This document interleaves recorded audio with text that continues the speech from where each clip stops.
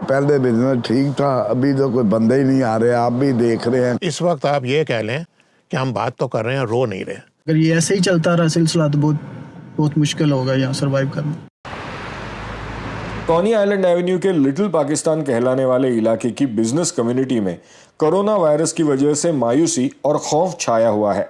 Virus के फैलाव को रोकने के लिए न्यूयॉर्क के गवर्नर ने New York on pause executive order जारी किया है।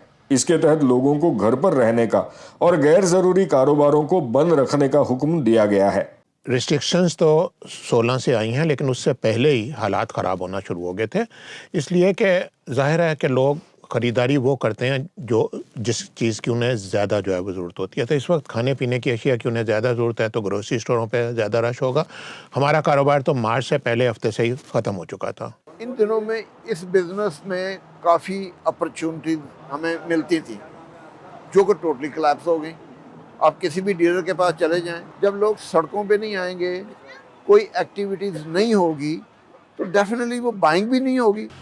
न्यूयॉर्क ऑन पॉज से ग्रोसरी स्टोर्स को दूसरे बिजनेसेस के मुकाबले में इतना नुकसान नहीं हुआ, लेकिन कमी उनके कारोबार में भी आई है। पहले लोगों ने स्टॉक कर लिया, अब घरों में जो कोई चावल, आटा, दालें, चीनी, चाय ये ले गए हैं। अब सिर्फ लोगों को आटा ही चाहिए या चावल बस।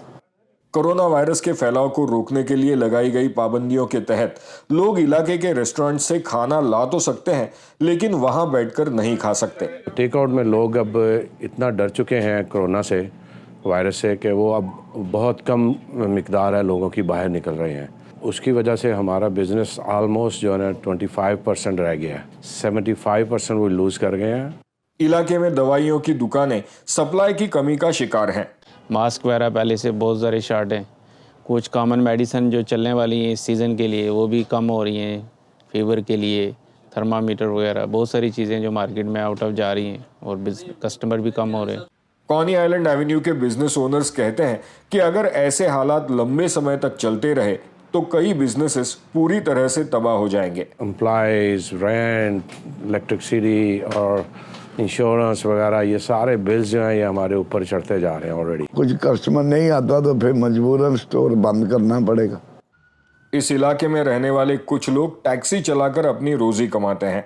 ना कोई बाहर से टूरिस्ट आ रहा हो, ना कोई यहाँ के जो है बंदे वो भी नहीं कैब ले रहे इस कोरोना की वजह से। डेली जो है वो $200 अर्निंग करते थे, लेकिन जब से ये आया हमारी बिल्कुल कभी $20 और कभी नथिंग और कभी $30 यही रह गई है पीछे।